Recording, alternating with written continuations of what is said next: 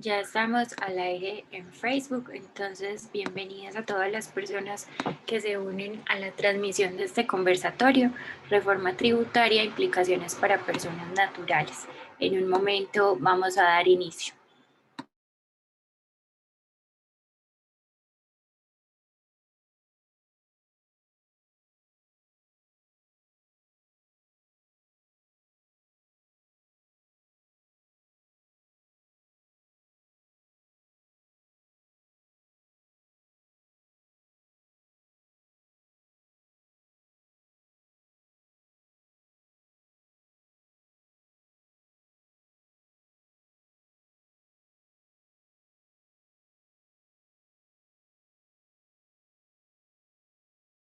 Sí, la bienvenida al profesor Omar Hernando Bedoya, coordinador de la especialización en gestión tributaria. Queremos agradecerles a todos estar aquí en el evento el día de hoy, agradecerles la asistencia, la disposición y tiempo que se han tomado para escuchar el conversatorio y también aprovechar para contarles pues, que la especialización en gestión tributaria se encuentra en convocatoria para el semestre 2021-2. Iniciamos clases en el mes de agosto. En este momento el programa está en inscripciones para la sede de Medellín y para la sede de Carmen de Viboral, así que todos cordialmente invitados a inscribirse a esta especialización y esperamos que el conversatorio sea de interés para todos. De nuevo, muchas gracias por atender este llamado y estar conectados a esta hora con el conversatorio. Profesor Omar, muy buenas tardes y bienvenido y muchas gracias a usted también. Ok, buenas tardes para todos, ¿cierto? ¿Me escuchan bien? Aquí siempre hay que preguntar, ¿me escuchan bien? Profe, lo escuchamos muy bien, lo vemos muy bien. Bueno, pues un poquito como peinado ahí a la usanza, porque este COVID nos tiene así.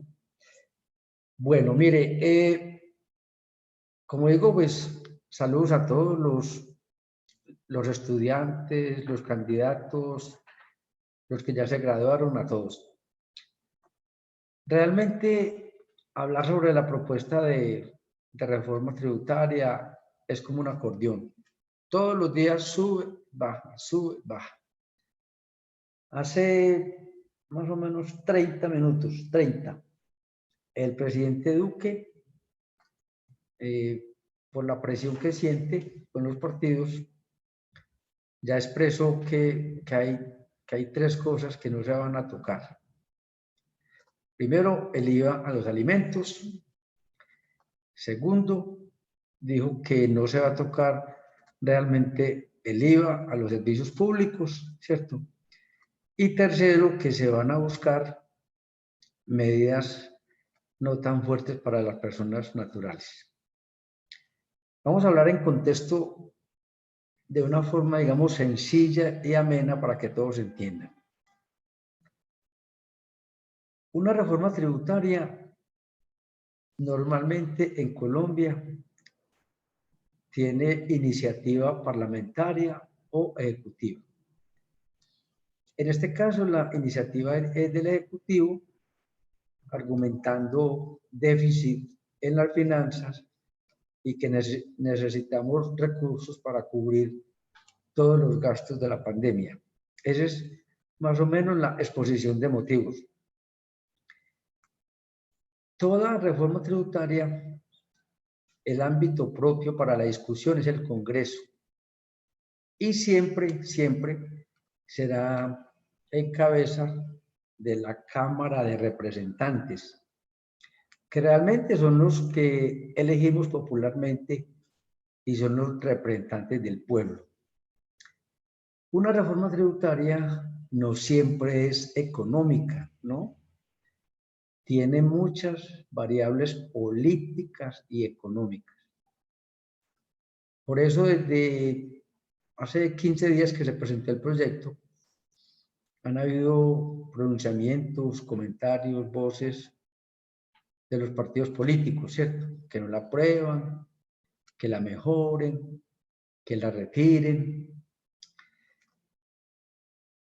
Y hay, digamos, dos partidos fuertes, que es el Centro Democrático, porque fue que realmente llevó a Duque a la presidencia y en cabeza del presidente Uribe ha dicho textualmente que la reforma no puede ser como está. Que la reforma que tiene el proyecto de reforma que tiene 167 artículos debe ser reducida a un mínimo de artículos y donde no se toque tanto la clase media. Ese es un argumento. El Partido Cambio Radical ha expresado en cabeza de Germán Vargas y su bancada que la retira, que la reforma no puede ir. El Partido Conservador más o menos se ha unido, el partido de la U, etcétera, etcétera. Entonces, todos los días son comentarios, confrontaciones de políticos con el gobierno.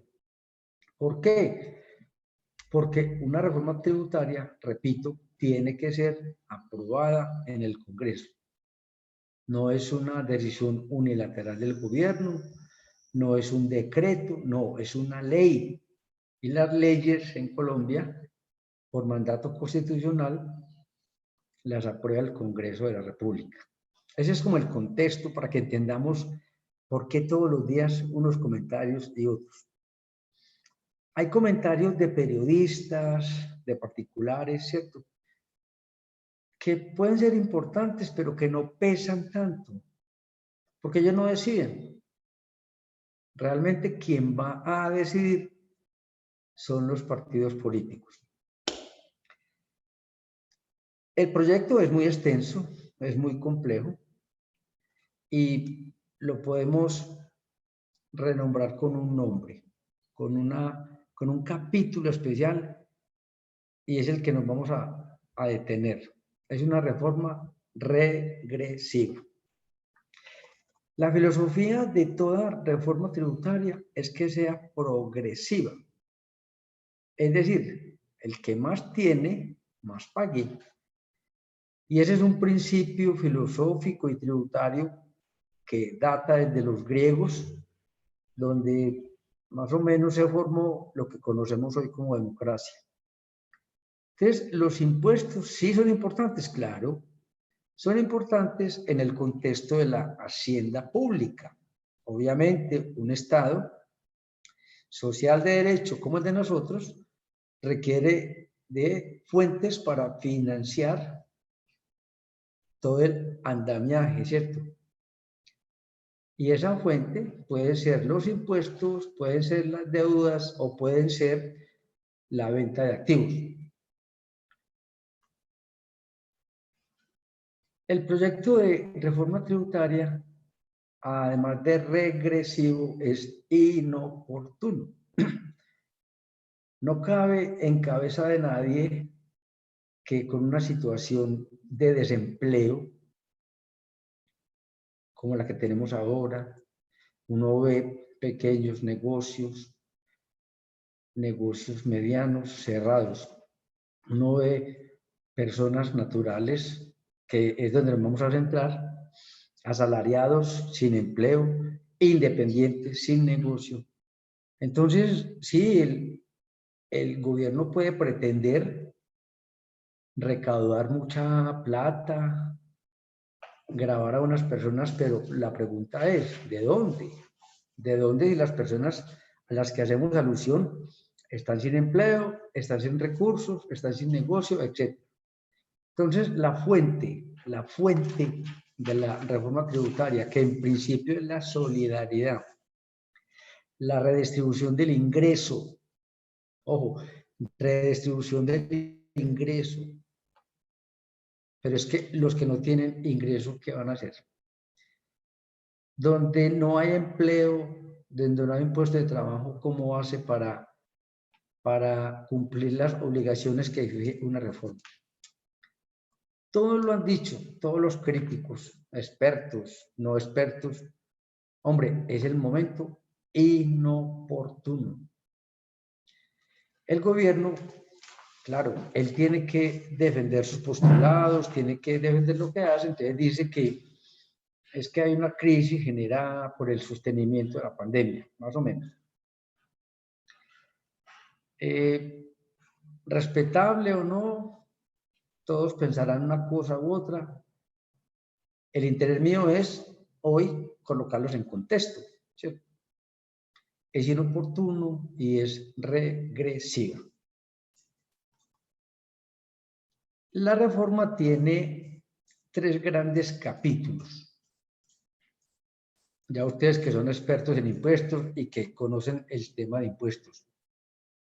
Tiene un capítulo dirigido a las personas naturales, tiene unos capítulos dirigidos a las personas jurídicas y tiene otro capítulo fuerte en materia de IVA. Y hay otros subcapítulos que son otras fuentes de financiación que se las voy a mencionar. Hago una aclaración. ¿Por qué no traje presentación? Porque es que todos los días cambia. Entonces lo que yo diga hoy puede que no, que ya mañana no sea. ¿Qué es lo importante hoy? Hoy, que entendamos qué está pasando, ¿cierto? Y que entendamos qué puede pasar desde el ámbito tributario, desde el ámbito académico y desde el ámbito personal. Bien, primer gran capítulo fuerte, las personas naturales, ¿cierto? Las personas naturales, digamos que son 2 grandes grupos. Uno, los asalariados, y 2, los independientes. Dentro de los asalariados, para efectos fiscales, contemplamos a los que tienen contrato de salario y a los profesionales que prestan servicios, ¿cierto? Como profesionales independientes, como abogados, como contadores, como revisores fiscales, como ingenieros, psicólogos, etcétera, etcétera. Ese es un grupo. Y el otro grupo son los asalariados puros, o sea, los que tenemos contrato de trabajo. Lo primero que tenemos que decir con suma tristeza es que en el proyecto de reforma tributaria se eliminan, ojo, se eliminan todas las deducciones, costos y rentas exentas a las que el asalariado ha tenido a su favor desde hace más o menos 50 años. Esto es, hombre, un asalariado tiene familia normalmente. Un asalariado tiene dependientes que pueden ser padres, esposo o hijos, hermanos. Un asalariado puede proyectar conseguir su casa propia a través de un crédito hipotecario y entonces paga capital y paga intereses de vivienda. Un asalariado se enferma, claro, y muchas veces los servicios de las EPS son deficientes, entonces a muchos asalariados nos toca comprar una póliza de medicina prepagada, con lo básico. Un asalariado ordenado puede pensar en un futuro inmediato y sacrificar su ingreso y hacer unos ahorros en lo que conocemos ahorro para el fomento de la construcción, cuentas AFC. Un asalariado puede pensar en su vejez, repito, sacrifica el presente y hace aportes voluntarios a pensiones pensando en ese futuro. Todas esas deducciones son eliminadas unilateralmente. Grave, grave. ¿Qué dice el proyecto de reforma tributaria? Únicamente será deducible el 25% de su ingreso neto. Ese 25% es una deducción contemplada en el artículo 206, donde dice que hay una renta exenta laboral, ojo, únicamente para los asalariados, una renta exenta del 25%, no más. Repito, eliminando de tajo todas las deducciones que hemos dicho. Hay que aclarar 2 situaciones de procedimiento. Una, toda reforma tributaria, según la Constitución, tiene implicaciones en el periodo fiscal siguiente. Es decir, en materia de renta, lo que se haga en la reforma tributaria comenzará a aplicarse el 1 de enero del año 22. Es decir, se materializa en el año 23, cuando presentemos la declaración de renta del año 22. Ahora bien, el año gravable 2020, que lo declaramos este año, y el año gravable 2021, que lo declaramos el próximo año, se rige por la ley 2010, en el cual se permitían todas las deducciones que les dije, pero por una limitante, que no superaran el 40% del ingreso neto. Entonces viene la pregunta,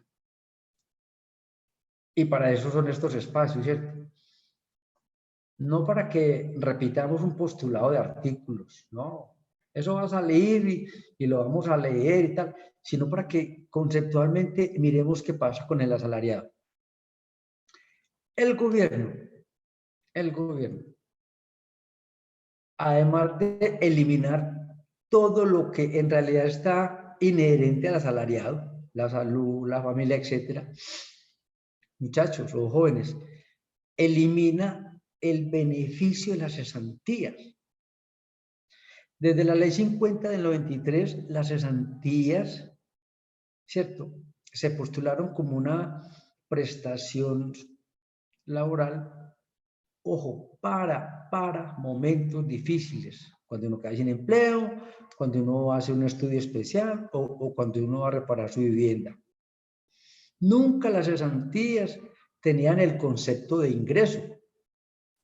Recordemos el concepto de ingreso, que es todo lo percibido susceptible de incrementar su patrimonio.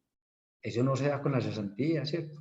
Y eso está como de agache, porque es que el gobierno, para mí, y lo digo pues con toda la naturaleza del caso, para mí el gobierno es mentiroso, insidioso, yo no sé si tramposo, pero mire, no elimina muchos artículos en forma expresa. Es que cuando uno hace una ley, hombre, uno dice, se deroga este artículo, este y este y este.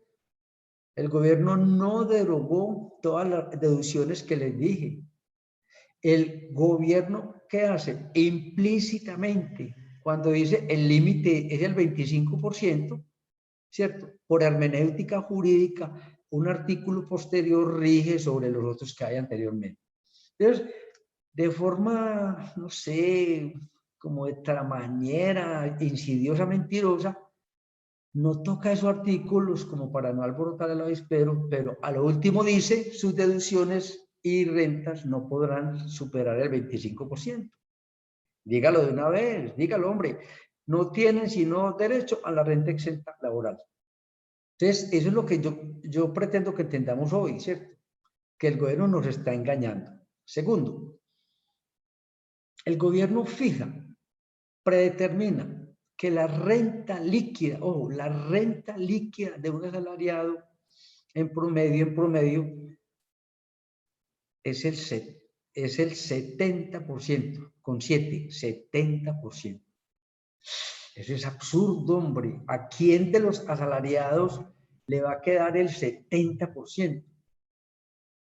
O sea, eso no cabe en la cabeza de nadie, excepto, ojo, excepto que usted se gane 150 millones de pesos. Que es otra gran dificultad de la reforma o del proyecto, que nos trata por igual a los que ganamos menos de 10 salarios mínimos y a los que ganan más de 30 o 40 o 50 salarios mínimos. No puede ser igual. Puede que una persona que se gane 120 millones, más o menos el 30% que se podría deducir y descontar con los aportes a la seguridad social, son 30 millones, bueno, pensaría uno que uno con 30 millones mensuales vive, ¿cierto? Pensaría uno. Pero es que un asalariado con 5 millones o 6 millones, con el 30%, en promedio 1.500.000, no vive. Entonces, por eso el concepto de renta es regresivo, o sea, no está grabando al que más gana, no. Enseguida miramos los topes nuevos y verá que eso se pone más complicado. Entonces, esa predeterminación de la renta líquida, que es el concepto fiscal que todos entendemos, difiere pues de una realidad total. Les cuento como anécdota. Los ingresos del grupo Éxito, más o menos voy a hablar cifras muy redondas, fueron en el año 20, 14 billones, 14. Y la renta líquida de ese grupo fue el 1.67, o sea, el 1.67. Y a mí me están diciendo que como asalariado mi renta va a ser el 70%. O sea, no hay análisis, no hay comparación. Está volado totalmente de la realidad. Con otro agravante. Una persona jurídica, si hace buena planeación tributaria, con todas las herramientas que le da el Estado, puede llevar su renta líquida a cero. Claro, ingresos menos costos o gastos. Y los costos o gastos de una empresa, además de los costos directos, pueden ser los costos indirectos, asesorías, consultorías, etcétera, etcétera. Entonces, puedes llegar a una renta líquida, ojo, con tendencia a cero. No la dejemos en cero para no ponernos más tristes. Hice el mismo ejercicio con el grupo Argos, con el grupo Bancolombia y con el grupo Sura. Y más o menos, la renta líquida está entre el 1.5 y el 1.9. Y yo decía, mamá, ¿cómo así que el gobierno dice que a los asalariados nos queda el 70%? Entonces, mortal, y por eso hoy las protestas, y por eso es el llamado a todos, ¿cierto? Pues de forma pacífica, inteligente, tenemos que protestar. Esto no puede ser así. No puede ser que los asalariados, los que estamos, como dice la gente, los de a pie, seamos los que sostengamos el Estado. Entonces, ese es el primer punto fuerte, digamos, la forma tan aplastante que se va contra los asalariados. Ojo, y estamos hablando únicamente de renta. Ahorita complementamos. ¿Qué han planteado varios políticos? Hombre, no, déjele a los asalariados por lo menos las cesantías. Es que acuérdese que hasta el año 18 las cesantías yo no las declaraba en renta, sino cuando las retiraba del fondo o cuando la empresa me las pagaba. Y automáticamente eran una renta exenta. ¿Qué significaba? Que se excluían de la renta líquida. Eso fue hasta el año 18. Con la ley 1943 y con la ley 1819 del 16, ya las cesantías comenzaron a ser grabadas, pero por lo menos yo tenía un porcentaje, una porción que podía incluir en mis costos y deducción. Ahora no. Ahora simplemente voy a incluir la renta exenta laboral. Otra perla para los asalariados. ¿Qué dice el gobierno? ¿Qué plantea? Vea, los asalariados que tengan ingresos, ojo, no salario, sino ingresos que superen los 10 millones de pesos o igual, van a pagar entre julio y diciembre lo que se conoce como impuesto de solidaridad. ¿Qué dice el gobierno? No, ese es un préstamo, porque usted cuando haga la declaración de renta del año 21 va a tomar ese impuesto de solidaridad como retención. Entonces, bravo, ya tenemos únicamente el 25% como deducciones y a eso le vamos a sumar un impuesto de solidaridad. O sea, el más golpeado en la reforma tributaria realmente es el asalariado. ¿Qué dice el gobierno? No, es que yo creo que usted con un 25% subsiste. Entonces, vuelve y juega. Depende del ingreso. Pues una persona que se gane, no sé, 20 millones o más puede que sí. Pero es que la gran masa de asalariados en Colombia estamos, porque yo estoy ahí también, estamos por debajo de 10 salarios mínimos.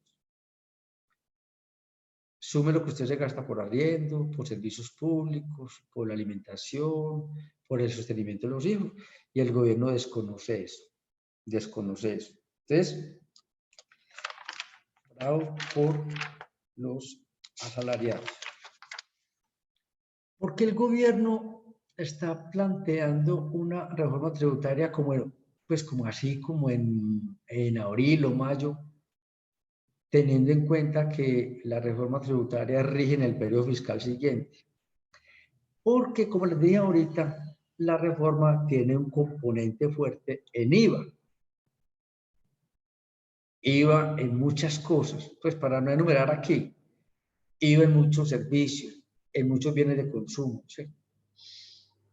Porque en Colombia los periodos del IVA pueden ser bimestrales o cuatrimestrales. El segundo periodo fiscal del IVA, después de abril, es mayo-junio, ¿cierto? Y, es decir, a partir de mayo se podría cobrar el IVA porque está cumpliendo la norma periodo fiscal siguiente. Y es siguiente tanto para los cuatrimestrales como para los que presentan bimestralmente. En el IVA hay algo que no puede pasar desapercibido. Además que uno escucha que le van a colocar IVA a un producto, a un servicio, etcétera, etcétera. Hay un cambio de nombre que cambia todo el contexto. En el IVA, en Colombia, tenemos tres clases de bienes: bienes gravados, bienes exentos y bienes excluidos. ¿Qué está haciendo el gobierno? Cuando yo tengo bienes exentos, no cobro IVA, la tarifa es cero, pero son gravados.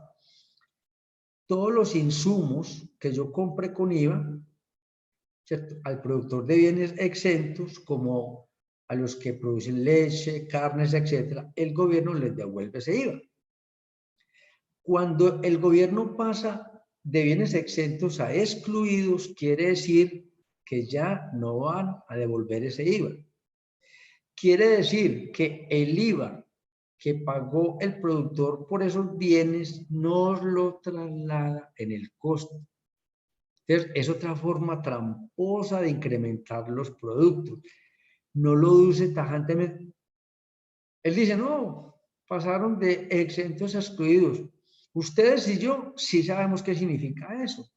Puede que el panadero de la esquina, el vecino, el tío, la mamá, etcétera, dice, ay, mijo, pero mire, es que ya pasaron de excluidos, no hay IVA.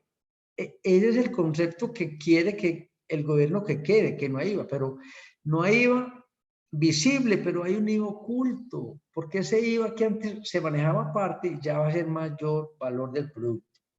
Entonces el IVA, ese cambio nominal, ¿cierto?, nominal, pues trae todas las consecuencias de costos y gastos. Esa es la gran pelea que hay hoy con los partidos políticos, el IVA. Varios políticos han tocado el tema, por ejemplo, de las deducciones. Y hago una parte. Los profesores de la Universidad de Antioquia y los profesores de las universidades públicas, según el artículo 206, dice que hasta el 50% de nuestro salario son gastos de representación exentos. Entre todas estas malas noticias para los profesores, es lo único que se salva. Es decir, que yo a ese 25% yo le podría sumar los gastos de representación. Eso sí no lo ha modificado el gobierno, el artículo 206 no lo ha modificado para nada. Entonces, ojo, los profesores, nosotros, yo, que estamos en la Universidad de Antioquia, comparativamente con todos los asalariados, sí podemos tener un beneficio, que son los gastos de representación. Cualquier asalariado que no sea profesor de universidad pública, juez, fiscal o magistrado, no tiene derecho a gastos de representación. Hay una gran mentira en la calle y hay políticos que dicen, no, nosotros tenemos gastos de representación. Sí, desde el punto de vista laboral, sí, pero fiscalmente ellos no tienen ese beneficio. Entonces, para que no nos debemos engañar. Repito entonces, en este escenario tan oscuro, tan bravo, los profesores de las universidades públicas tenemos una ayudita. Claro, porque yo a los gastos de representación les voy a sumar el 25%.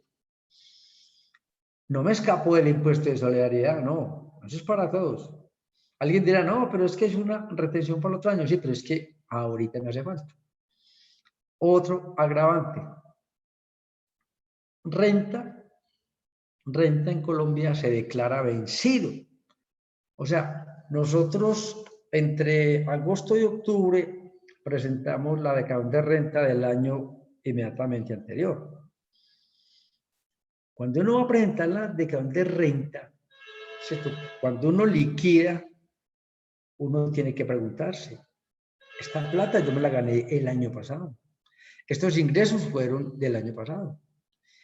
Muchas de las personas que van a declarar renta en el 2020, que lo hacemos ahorita, hoy en día no tienen empleo. Hoy en día están sin ingresos. Y hablo de salarios, pues no del mínimo, sino de, digamos, profesionales con especializaciones. Yo he conocido, desafortunadamente, gente de Suramericana, de Colombia, de varios conglomerados grandes que han salido y hoy no tienen empleo. Y los ingresos que pudieron obtener en el 2020 ya lo gastaron. Y eso no lo reconoce el gobierno. Entonces, por eso es una reforma regresiva contra las personas naturales. Repito, mire toda la catástrofe en renta. Sumémosle lo del IVA. Ya vemos que por el cambio nominal, muchos productos, bienes y servicios, ¿cierto?, van a incrementar su precio. Y mi capacidad adquisitiva sigue siendo la misma del 1 de enero, cuando me subieron el 3% por inflación. Entonces no hay, o sea, no alcanza. Afortunadamente, y por eso les decía que esto cambia mucho, el gobierno dijo, pues ahorita, yo vi la entrevista, que ya se retiró el IVA para los servicios públicos. Pero es que las personas naturales no solamente pagamos renta, pagamos IVA, pagamos impuesto predial, pagamos sobretasa a la gasolina, pagamos sobretasa de aseo, pagamos sobretasa de alumbrado público. O sea, tenemos impuestos desde que nacemos hasta que nos morimos.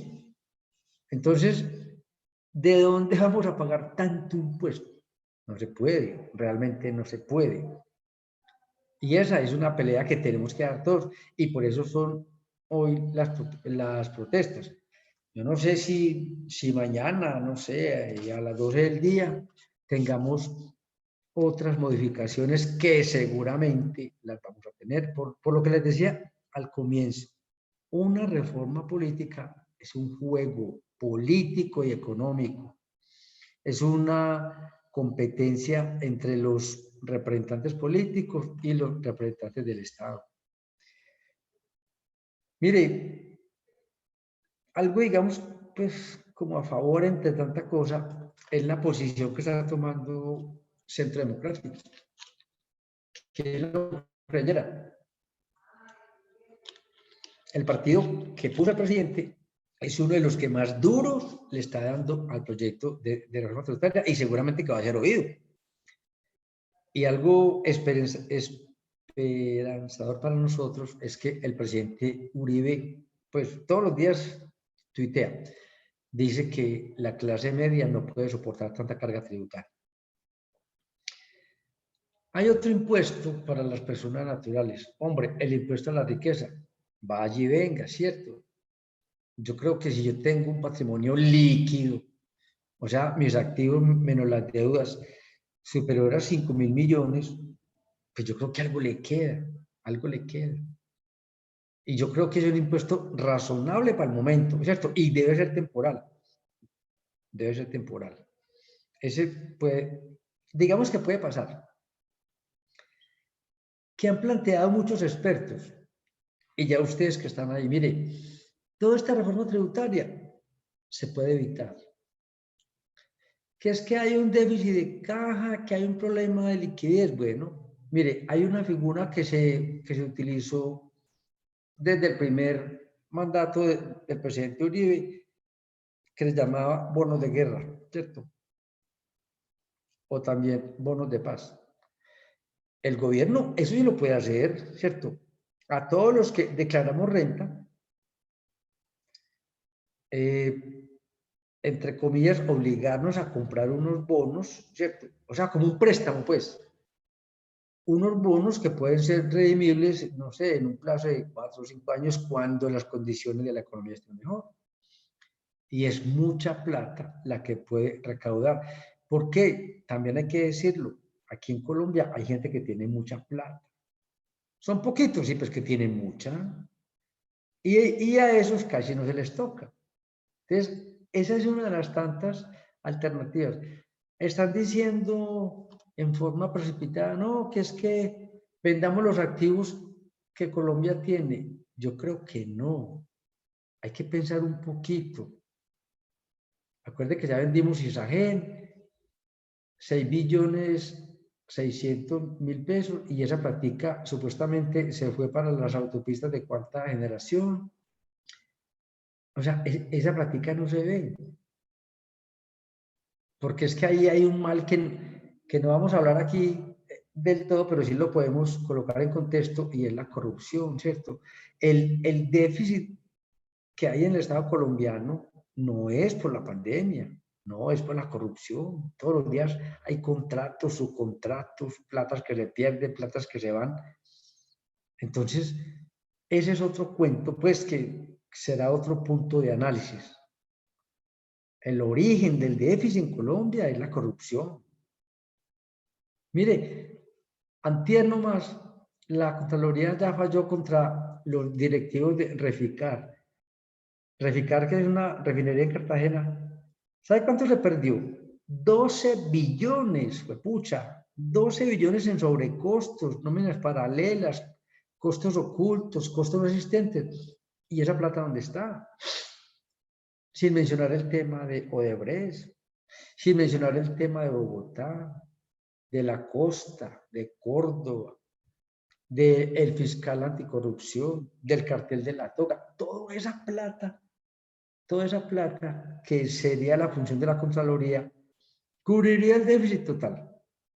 Pero ese es un punto muy amplio que de pronto en su momento lo vamos a discutir. Entonces, reitero, la persona natural, ¿cierto?, tiene graves incidencias en renta, con el IVA, y hay unos impuestos, digamos, indirectos que no se van a ver, pero sí se sienten, ¿cierto?, que es el impuesto al carbono y todo eso. Entre otras, por ejemplo, se pretende cobrar un impuesto a todos los alimentos que vengan empacados en plástico. Entonces uno, por ejemplo, compra, se me ocurre algo, compra un paquete de salchichas, es un paquete de salchichas en un almacén de cadena, eso viene pues como una bolsita al vacío, eso van a ser 30 pesos, 40. ¿Qué es que eso no es nada? Sí, bueno, yo puede que no sienta si compro eso una vez, dos, tres, pero si yo compro 10, 15 veces, ya estoy hablando de 1.000 pesos más, y así va subiendo, etcétera, etcétera. Entonces, es lo que llaman unos costos ocultos que uno no le para bolas a eso. Y por eso digo que es regresivo, porque le va a tocar pagar al que gana 100 millones como al que gana 1 millón de pesos. Otro punto para no quedarme a mí. para no quedarme aquí mucho tiempo, es el punto de los nuevos declarantes. Mire, hoy en día, declaramos renta más o menos, quienes obtengamos ingresos superior a 47, 48 millones y un patrimonio de 150 millones.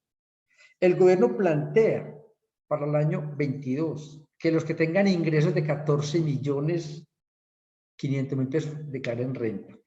¿Saben qué son 14 millones? El mínimo.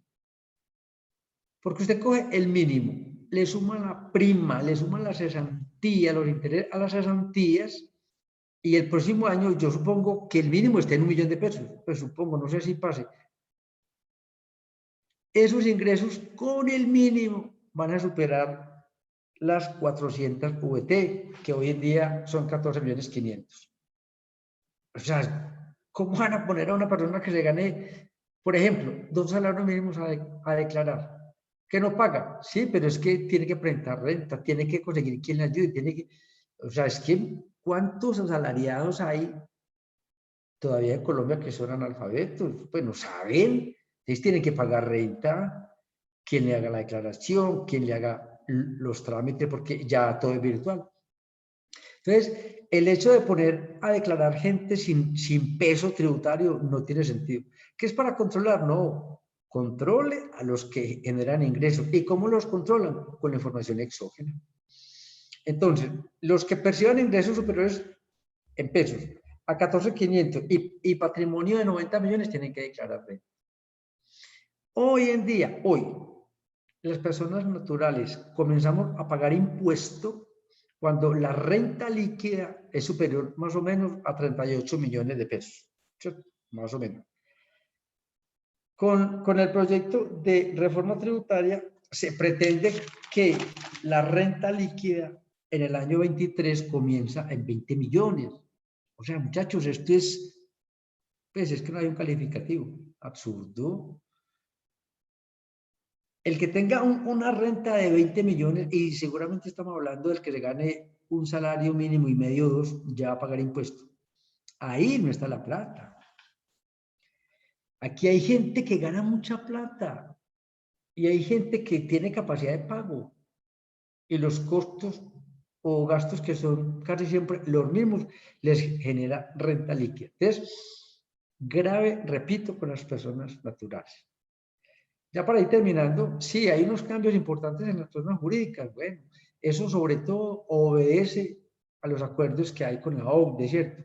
Que la tributación en los países la suman las personas naturales. Yo vi la presentación que hizo el ministro y el primer gran error del ministro cuando hizo la presentación, pues que decía, en países como Australia, Francia y Chile, etcétera, etcétera. Y yo decía, pero este man, ¿por qué nos compara con Australia y con Francia? O sea, que nos comparen con Perú, con Venezuela, con Ecuador. O sea, los mismos con las mismas. Pero ¿cómo van a pretender en Colombia, que somos una economía todavía rural, porque aquí no producimos bienes de capital, aquí no producimos software, aquí no producimos aviones, aquí no producimos trenes, etcétera, etcétera, nos comparen con un equipo, con un país absurdo? Y eso, ustedes y yo que estamos en este cuento tributario, tenemos que entenderlo.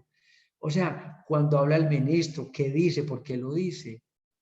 Duele más aún que el ministro, en plena reforma tributaria, ya se haya postulado para un cargo fuera del país. O sea, como el dicho, tira la piedra y que puerca, prende esto y se va.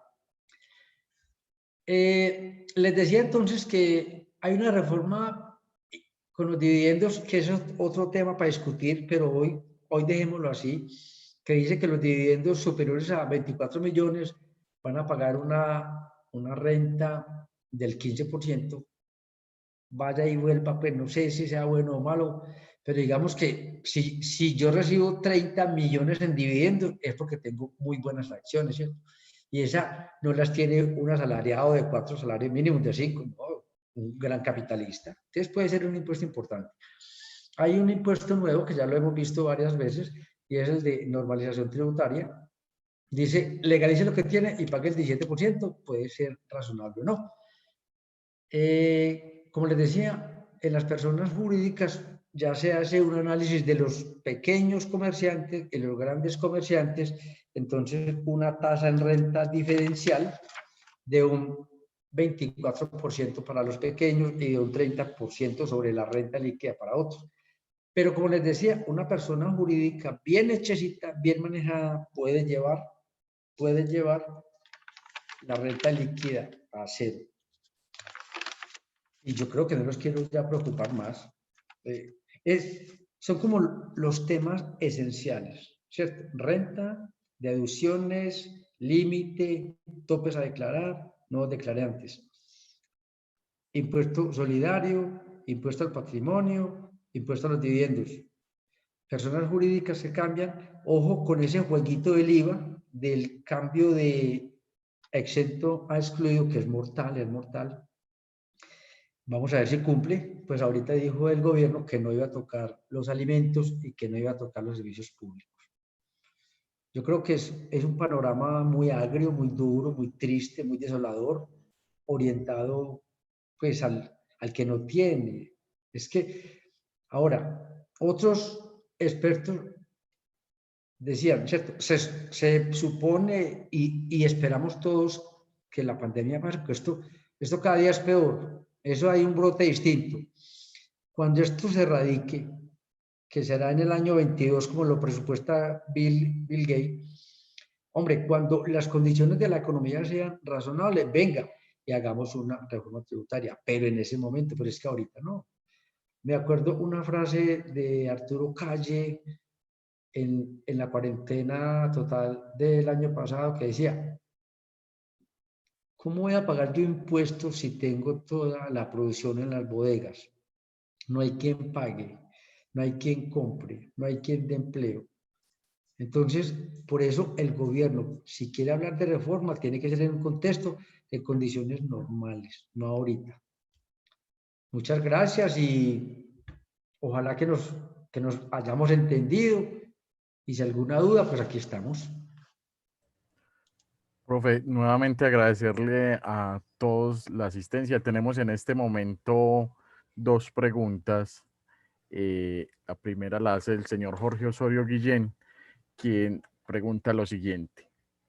Pero hay un impuesto solidario del 10% que impacta este año.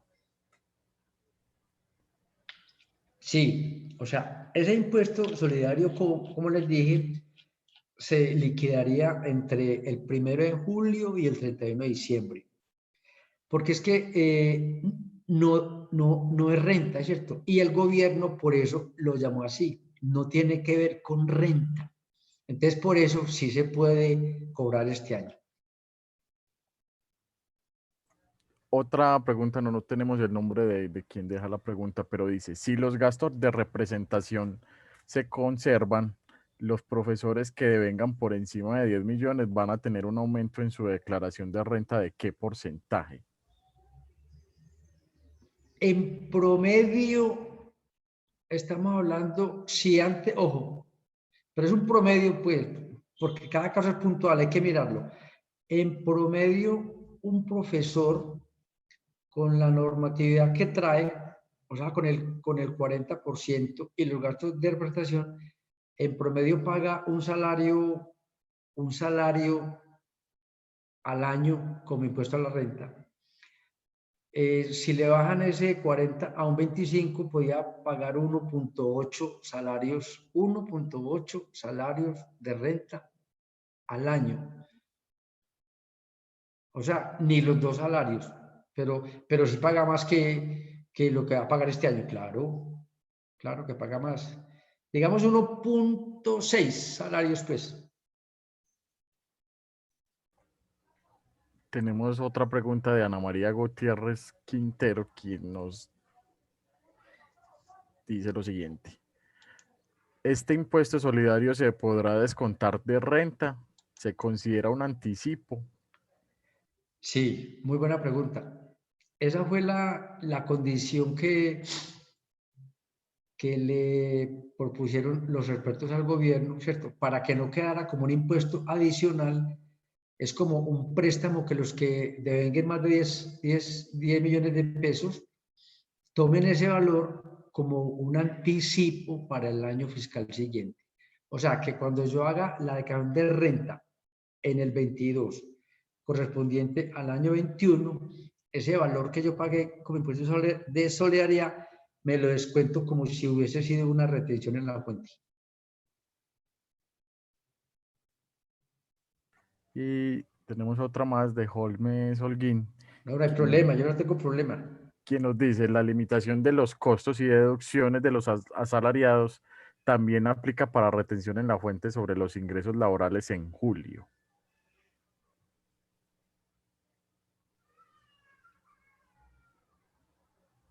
Sí, porque es que, ojo, la retención en la fuente, el periodo fiscal siguiente es el mes que sigue. Entonces, si la reforma sale en mayo, en junio puede haber cambio de retención en la fuente. Porque la norma dice periodo fiscal siguiente del impuesto. Entonces, ahí podría ser válida la apreciación de mi amigo Holmes. Ya me acordé quién es Holmes. Ajá. Profe, pues hasta el momento esas fueron las preguntas que tenemos en la casillita de preguntas y respuestas, así que a todos agradecerles la asistencia, recordarles que la especialización se encuentra en inscripciones tanto para la sede de Medellín como para la sede del Carmen de Viboral. Adicional, la facultad tiene maestrías y otras especializaciones en convocatoria que estarán en inscripciones hasta este próximo 19 de mayo, así que invitarlos a todos a que participen, a que se puedan inscribir a uno de estos programas de posgrado para que mejoren su formación profesional y adquieran pues nuevos conocimientos en todo este tema, especialmente ahorita hablando del tema de tributario. Así que muchas gracias a todos por la asistencia. No tenemos más preguntas. Agradecerle a Luisa, a Daniela, a Beatriz, a Julie por el apoyo con el evento y nuevamente, profe, muchas gracias a usted también por el apoyo con este evento. Tenemos aquí a alguien nos alzó la mano, yo le agradezco si nos puede dejar la pregunta en la casillita o en el chat y poder responder, pues aprovechando que el profe está aquí con nosotros aún. Sí, yo de antemano quiero agradecerle a todos los participantes porque, muchachos, es muy grato para uno, ¿cierto? Que en estos temas esté la gente que necesitamos. Y yo veo que aquí hay mucha gente que está en el curso con nosotros, que están en la promoción, que están en las cortes vigentes, otros que ya se graduaron. Y esa es la idea, ¿cierto? Que nosotros seamos como la semillita en tributaria, que todos entendamos los conceptos, que todos hablemos. Muy contento, vi mucha gente, me agrada mucho y cualquier pregunta, ¿no? Aquí estamos y si no alcanzamos, los que tenemos clase el viernes nos desquitamos. Jorge, creo que te habilitaron el micrófono si tenés alguna Sí, apreciación. ya está habilitado. Yo quería hacer como una precisión ahí. Yo soy absolutamente desconocedor, ¿cierto? Pero a uno le salen con ese argumento tonto de que en otros países se paga hasta el 40% de lo que uno se gana en impuestos. Claro, en países donde esos impuestos no se los roban. O sea, eso pues pasa en Estados Unidos y pasa en otras partes. Bueno, se lo roban, pero lo roban menos. Aquí la corrupción es una cuestión muy tenaz, como el profesor lo dice. Entonces, uno pagar impuestos para eso, para que lo roben, eso no tiene ningún tipo de consideración posible. Entonces, defender una reforma de esa manera me parece absolutamente descarada. Y con lo que el profesor lo dice, y lo dice muy claro, los asalariados son los que van a sufrir aquí y eso pues sí lo tenemos claro. Es que yo nada más en el chat de contaduría escribí eso. Yo le dije, pues uno gana 2.400.000, pero tienen que pagar ese IVA que es infame, ¿cierto?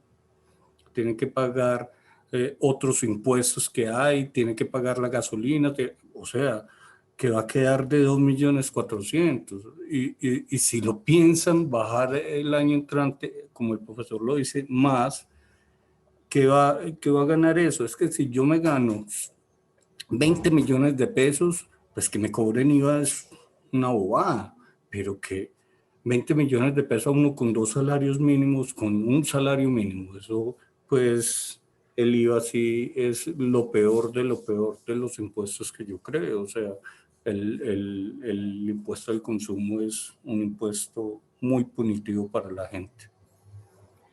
Y yo le agradezco a Jorge el comentario.